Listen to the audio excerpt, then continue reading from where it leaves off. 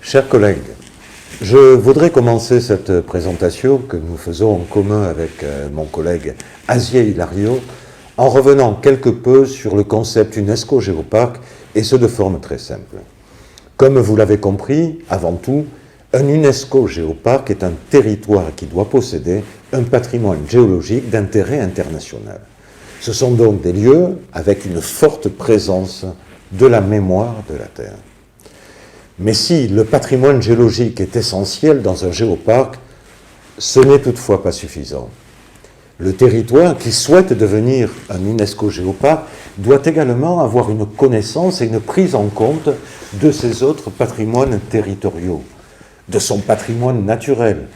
Et cela concerne bien sûr les écosystèmes fragiles, la biodiversité, les espaces protégés, etc. Les géoparcs doivent également considérer leur patrimoine culturel, par exemple les monuments historiques, leurs éléments de l'architecture traditionnelle, les sites archéologiques, d'art rupestre.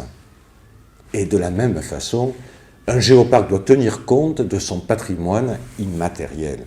Patrimoine qui est sans aucun doute le patrimoine le plus menacé au monde en ce moment. Les savoir-faire traditionnels, les langues locales, les contes, légendes, cosmogonies et beaucoup plus.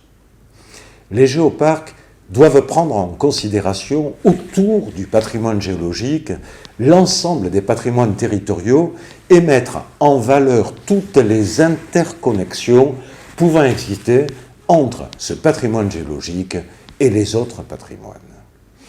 Ces différents patrimoines doivent être intimement connectés avec la population du territoire pour que, grâce à leur promotion et à leur valorisation, se mettent en œuvre des nouvelles politiques de développement durable.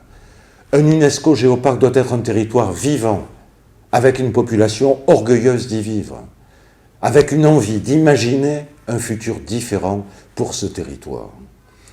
Dans un souci de clarification, je voudrais partager avec vous la sémantique du mot géoparc. Comme nous le savons tous, depuis le début de l'humanité, les premiers sites sacrés étaient principalement des sites géologiques marquant le paysage, comme par exemple cette montagne appelée Uluru en Australie, ou cette montagne au Tibet, qui reçoit toujours d'importants pèlerinages, ou encore celle-ci en Éthiopie. Beaucoup de temps après, les premières civilisations humaines ont développé des cultes spécifiques dédiés à la terre-mère. Pour la représenter, ces hommes préhistoriques réalisent des sculptures de forme féminine, une féminité fertile. Ces représentations que nous voyons à l'écran ont aux alentours de 20 000 ans. Ce culte de la terre-mère se retrouve dans la mythologie grecque où cette déesse terre-mère se nomme Gé, Gaïa, Géo. Et avec le temps, de nouveaux mots se sont développés. Géométrie, la mesure de la terre. Géographie, la description de la Terre. Géomorphologie, les formes de la Terre. Et enfin, géologie, l'étude de la Terre. Par conséquent, nous avons dans le mot géoparc le préfixe géo, la Terre, et parc, un parc, une zone, un espace. Conceptuellement et étymologiquement, un géoparc n'est donc absolument pas un parc géologique, comme ce n'est pas non plus un musée géologique en plein air. Avec ces définitions maintenant en commun, je vous propose d'explorer plus en détail certains aspects fondamentaux des UNESCO Géoparcs. It is a pleasure for me to share with you some basic ideas and good experiences about the UNESCO Global Geoparks. We are living in a very beautiful planet. After millions of years of natural evolution and after thousands of years of cultural evolution, humans have adapted to live together in this planet. But I would say that things have changed dramatically in the last decades. World population has increased very fast, and up to now we are 7.7 billion inhabitants on Earth, and more than 50% of the people live in big cities, where globalization is the main trend. I would say that cities from different parts of the world and citizens from different parts of the world look more and more the same. We are losing authenticity, and somehow we are losing our original identity. And if you permit me, I would also say that we are losing connection, and this is something very important. We are losing connection with our Mother Earth, and geoparks can really help reconnecting us with our Mother Earth. That is why I think that UNESCO Global Geoparks can really function like lighthouses for a better future in the planet. I think that we can do that because we have something very important. We have something unique. We have the memory of the Earth. Our planet is 4.6 billion years old, and some of the most important chapters of this unbelievable story have been written in the rocks and the landscapes of our geoparks, of our territories. They are part of one of the most important, exciting encyclopedias that have been ever written, which is the history of the Earth. 100 million years. A scale of time so vast that most of us cannot conceive its actual magnitude. But geologists try. They scrutinize the landscape and analyze every rock fragment in an attempt to understand how we got here and what the planet looked like long before humans made their very recent entry into evolutionary history. For example, we can have unbelievable paleontological sites where fossils are going to tell us about the evolution of life. We can find huge dinosaurs,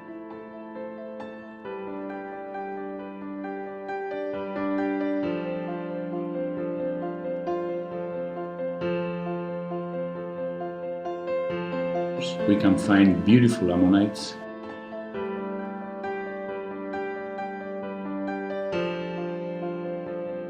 or even we can find some of the most important paleoanthropological sites that tell us about where we come from and therefore how we can evolve in the future. Olduvai Gorge is a world-famous archaeological location in Tanzania, East Africa, and it is widely regarded as the cradle of mankind. It is one of the most important prehistoric sites in the world. Olduvai Gorge carries some of the oldest evidence of the remains of the earliest humans. It is here where Mary and Louis Leakey unearthed the first well-dated artifacts and fossils of the earliest humans, including Zinjanthropus skull, early stone tools, Homo erectus, and the larger-brained hominin that preceded the earliest modern humans. Paleontological sites tell us also about the 5 big mass extinctions that happened on Earth history. Ecologists are already telling us that we are living on the 6th big mass extinction, and it is very important for us to understand what happened in the past, to know how we need to behave now in the present and in the future in order to avoid this 6th big mass extinction. Climate change. Climate change is one of the most important challenges that we will have to face in the future, and we will have to do it together. There is no other way. But it is absolutely necessary that we need to understand the real importance and the real relevance of climate change. And for that, we need to understand how the system works and how the climate has been working all along Earth history. In our geoparks, we have geological sites where we can read very well how the climate has been evolving in the last thousands of years or even in the last millions of years. We have sites where we can get very, very valuable information about some of the most important warming events on Earth history. We can learn about the consequences that happened a lot of years ago, and then we can adapt those consequences to the ones that we are expecting now for the next decades. So somehow, geoparks can become into real laboratories to understand what climate change is now and how the climate used to work in the past. The geology, our landscapes, the geology of our landscapes tell us also about something very, very deep. They are telling us that we are living in a dynamic planet where even mountains can disappear, a dynamic planet where the continents move, a dynamic planet where the geographies change. It is only a matter of time. And if you permitted me, this approach, this philosophical approach, help us understanding that the slide of the landscape that we are seeing today, it's only a very short slide of a much, much longer story of evolution. This philosophical approach also help us understanding that we just arrived to this beautiful planet, that we are very small, but at the same time that we have had the power to change and to destroy many of the ecosystems on Earth. And this is something that we need to reconsider for the present and for the future. We have a huge responsibility. Geoparks are somehow the guardians of the memory of the Earth. We need to work for the conservation of our geological heritage. We're on the western end of the island, amid the remains of a vast forest, but the trees are now stone. It is one of the world's great petrified forests. An ancient volcano covered them in ash. Now, 20 million years later, you can still see their leaves, bark, and tissues. We need to work for the conservation of our geological heritage, of our natural heritage, of our cultural identity. But geoparks do not have any legal statutes to work for the protection of this geological heritage. But we have something more important. We have the people. Our strategy is to connect local people with their geological heritage and to make them feel that this geological heritage belongs to them and it's part of a much, much wider heritage that is distributed in all the planet. Our strategy is to put the geological heritage, the natural heritage, and the cultural heritage in the center of a development strategy of our territories. After 20 years of experience, we can really say that education and geotourism are very, very useful tools, very effective tools to work for the conservation of our geological heritage.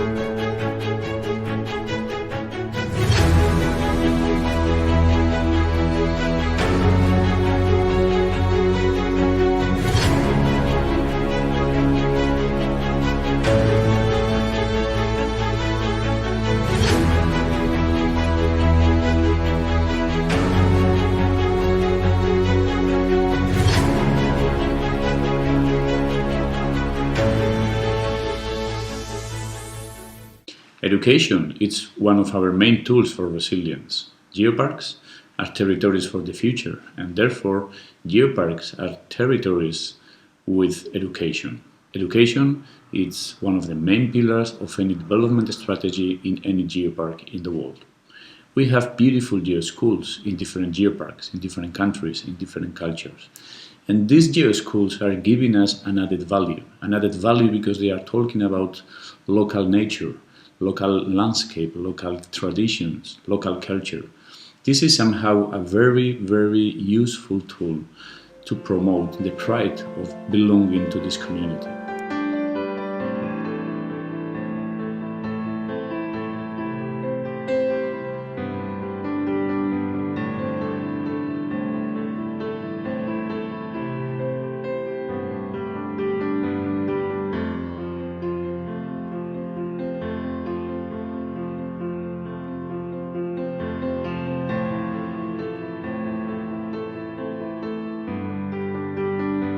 But geoschools are giving us also an added value because since the beginning they work with the Sustainable Development Goals. And this is something very, very important for the integral development of our children. We have beautiful geoschools in different parts of the world, and thanks to the network, to the Global Geoparks network, they are connected. They can share their experiences, and they can even move from one place to the other and having very, very good experiences for them. Even now, during the pandemic, that we cannot travel, Geoparks have worked very, very hard on education. We have created dozens of different educational programs for our families and our children to be connected with the geopark, to be connected among them. And this is one way to show that education is one of our main tools for resilience in UNESCO Global Geoparks. I am bored and feeling flat. Is there anything fun? At that time, let's go to Mudungshan Global Geopark. You can meet the living geological heritages through various geoeducation programs. Then let's find out what there are. First program, GeoSchool. At GeoSchool, you can learn geology in general, such as earthquake, volcano, dinosaurs, and more through geosites of Mudungshan area.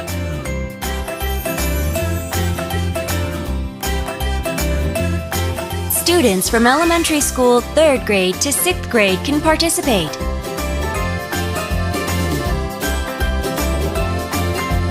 Second program, Let's Make My Own Fold. At this program, we can find out what shape the earth we live in looks like and make fold structure using rubber clay. Also, we learn that we are a part of nature by meeting the animals and plants living in Kwangchuho Lake. Science and education are again a very, very useful tool to work with the mitigation and adaptation for natural disaster risk. We are living in a powerful dynamic planet, and some of our territories are exposed to this natural risk. Some of them are related to climate change, but some of them are not. We are talking about volcanic eruptions, or earthquakes, or landslides, for example. And in most of the cases, there is nothing we can do to avoid them, but there is much we can do to mitigate their effects. We can do that, for example, by promoting research that will give us some idea of the distribution of the risk in the territories, and therefore it can help us planifying how we can react in different places of our territory. And above all, we can define a very accurate reaction plans that can be disseminated among the population and can be included in our geoschools, in our educational programs. So we can really make people understand that they are living in a dynamic planet that can have some risk, so they can understand really which is the risk of the territory they are living and which is the way that they have to react in the moment that the risk is going to happen. By doing this, geoparks have shown that even we can save lives, like it happened in the past in some volcanic eruptions or earthquakes. So geoparks are really territories of resilience. Geoparks are really territories of authenticity. Geoparks are really territories of science, of culture, and of education. Geoparks are territories based on the memory of the earth that work for the future of the people. Les géoparcs UNESCO sont les nouveaux territoires du XXIe siècle. Des territoires où la mémoire de la Terre tisse des liens avec la mémoire des sociétés humaines. Ce sont deux échelles de temps différentes qui s'unissent pour apporter au territoire géoparc de nouvelles stratégies de développement économique durable et intégré. Les UNESCO Géoparcs n'existent pas seulement avec leur diplôme officiel, un diplôme qui sera accroché sur un mur et rapidement oublié avec les années sous la poussière. Ce sont des territoires vivants en perpétuelle évolution et en constante recherche d'amélioration. Ce sont des territoires vivants et des territoires de dialogue, de réflexion. Et les UNESCO Géoparcs ne peuvent exister qu'avec un concept et une approche différente. Ils ne peuvent être créés et vivre que par l'implication totale de la population locale, et ce, à toutes les étapes du processus, au niveau de la création, de la définition du territoire, du choix du développement stratégique, comme de leur management. La création d'un UNESCO Géoparc doit être le résultat d'un vrai processus bottom-up, au sein duquel la population locale, sans aucune exclusion, doit prendre part. Créer un projet réussi de géoparc est un long processus. Entre le moment de l'idée de création d'un géoparc et l'envoi officiel de la candidature à l'UNESCO, il faut compter un temps moyen de 3 à 4 ans. Et ce, bien sûr, avec une équipe complètement dédiée au projet et travaillant à plein temps sur celui-ci. Certains territoires, aujourd'hui devenus UNESCO Géoparc, ont consacré plus de 8 ans de travail avant de présenter leur candidature. Les limites du territoire UNESCO Géoparc doivent absolument être reconnues par sa population et doivent constituer un territoire identitaire compris et accepté par tous. L'ensemble des composantes de la population locale doit avant tout comprendre ce qu'est un projet UNESCO Géoparc et comprendre quel pourrait être son intérêt pour le territoire. Un projet réussi de géoparc passe par sa parfaite compréhension et son appropriation totale par la population locale. Et ici, nous voyons un exemple de réunion d'échange et de concertation avec la population locale d'un UNESCO Géoparc français et qui, pour obtenir cette implication de sa population, organise de telles réunions 2 fois par an dans chacune des 60 communes de son territoire. Je pense que cette intervention a été utile pour informer les gens de l'existence des géoparcs. Parce que beaucoup de gens, en fait, ne savent pas ce que c'est que le géoparc. Aujourd'hui, j'ai appris que le géoparc rassemblait beaucoup de cultures, d'habitudes des régions, des pays. Finalement, on est très fiers d'habiter cette région et après, ça donne envie d'aider.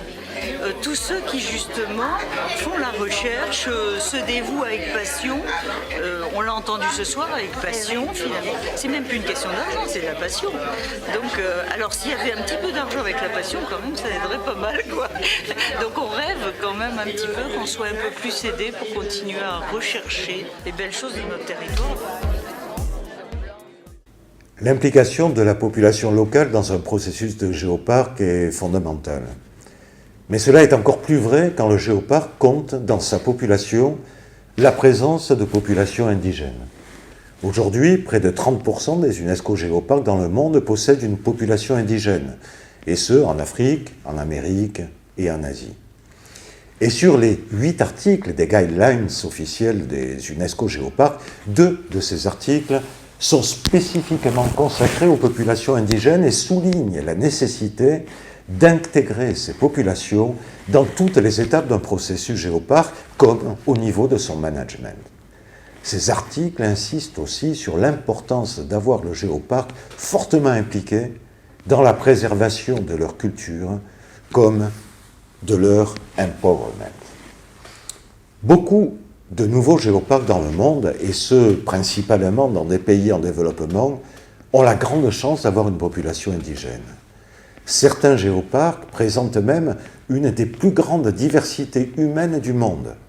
Par exemple, dans le Nord-Vietnam, 18 groupes ethniques vivent dans le UNESCO Dongvang Géoparc, qui a seulement une superficie de 2000 km². Les peuples indigènes font partie aujourd'hui des groupes de personnes les plus vulnérables au monde. Une grande partie d'entre eux se trouvent dans une situation précaire. Et vous savez bien que l'UNESCO place les besoins de ces peuples parmi ses domaines prioritaires. Un UNESCO Géoparc doit être conscient de ses responsabilités face aux populations indigènes vivant dans son territoire et doit pleinement œuvrer pour défendre et consolider leur totale participation, leur identité culturelle, comme leurs droits fondamentaux. Cette implication et participation de la population dans un processus de géoparc est aussi nécessaire pour assurer une de ses missions premières, qui est d'apporter un nouveau développement économique durable et intégré à sa population. Vous l'avez déjà compris, un territoire géoparc n'est pas seulement un territoire de conservation, mais surtout un territoire de développement durable. Bien sûr, un des premiers outils de ce développement économique durable est lié au tourisme, ou plutôt au géotourisme. Et je vous rappelle que le géotourisme est défini comme un tourisme qui soutient et améliore l'identité d'un territoire en prenant en compte sa géologie, son environnement, sa culture, ses valeurs esthétiques, son patrimoine et le bien-être de ses résidents. Le tourisme géologique n'est que l'une des diverses composantes du géotourisme. Nous parlons de géotourisme, d'un tourisme durable et intégré, à l'opposé de ce qu'est le tourisme de masse destructeur et non soutenable, comme cela a été malheureusement démontré une fois de plus durant cette pandémie de Covid. Avec le géotourisme, nous parlons d'un tourisme respectueux, où les habitants développent des structures d'hébergement de qualité et de petite capacité, privilégiant l'architecture traditionnelle, où les habitants, véritables ambassadeurs du géoparc, sont formés comme guides et partagent avec les touristes non seulement leurs connaissances, mais aussi leur culture, leur savoir-faire, leurs traditions.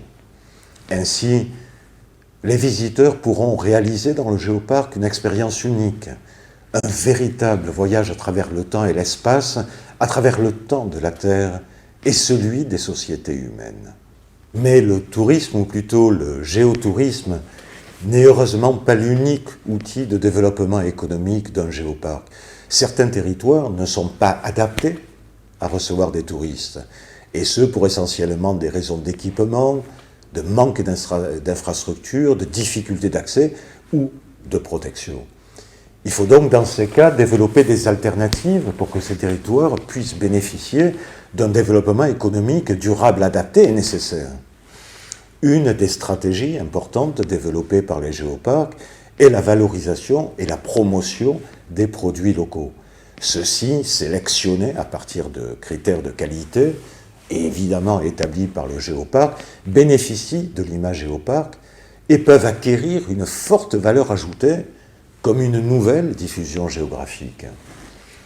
Le géoparc, dans cette démarche, doit mettre en place non seulement les critères, mais aussi les moyens nécessaires pour assurer la promotion de ces produits à travers de forts partenariats, à travers des sites web de l'organisation et la mise en place de foires régionales, nationales ou internationales promouvant ces produits locaux.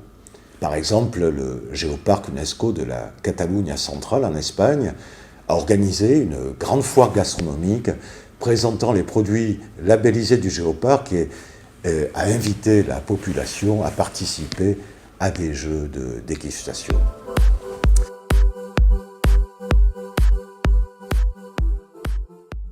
Tung Pru, he is a director of Seoul UNESCO Global Geopark, and we both visiting here because he's taking us to meet and talk with the local community groups as Seoul Geopark, which is promoting the sale of the local products from the communities and its network through different activities. So here is one part. I'm going to ask him about how does Global Geopark of the Seoul helping the people in promoting the product of the people. มันช่วยยังไงได้บ้างคะ คือวิสาหกิจชุมชนในเครือข่ายจิโอพาร์คกลุ่มนี้ก็เป็นกลุ่มปลูกพริกไทย Grâce à un étroit et formel partenariat avec les acteurs locaux, grâce à leur formation assurée par le Géoparc, le UNESCO Géoparc doit devenir une marque de qualité pour son territoire comme pour ses produits. Une marque qui doit être visible et lisible tant sur son territoire comme sur ses différents produits. Les UNESCO Géoparcs sont des territoires uniques qui ne peuvent exister et fonctionner que de forme inclusive. Ce sont des territoires inclusifs d'abord au niveau de leur patrimoine. Et nous l'avons vu dans un géoparc, leur patrimoine culturel, matériel comme immatériel, et leur patrimoine naturel rencontrent une nouvelle signification, une nouvelle cohérence, grâce à cette nouvelle connexion avec le patrimoine géologique. Patrimoine géologique qui a été dans un passé encore récent, totalement absent des schémas de développement territoriaux. Les géoparcs sont des territoires inclusifs ensuite au niveau de leur population, où celle-ci doit participer sans aucune exclusion à la définition du territoire géoparc à son processus et à ses visions d'avenir. Dans un UNESCO Géoparc, la géologie en elle-même n'est pas une finalité, mais un moyen, un pont. La géologie nous apporte une connaissance et une compréhension de la Terre, de son passé, de son évolution, de ses mécanismes, et constitue une nouvelle porte pour comprendre d'une autre façon le monde dans lequel nous vivons. À partir de cette connaissance du passé de la Terre, il est ainsi possible de comprendre les liens cachés, unissant intimement notre planète avec son environnement naturel, comme avec les sociétés humaines et leur culture. Nouveaux territoires du XXIe siècle, les UNESCO Géoparcs sont des territoires mémoire de la Terre. Ce sont des territoires de recherche, de culture, de développement économique, et parce que ce sont des territoires inclusifs, ce sont des territoires de résilience, avec une population qui est fière d'y vivre et qui construit un avenir différent. Les UNESCO Géoparcs sont des territoires vivants, ce sont des territoires de projet, des territoires de cohésion et de paix sociale, des territoires de sens. Ce sont les territoires de demain. Je vous remercie pour votre attention.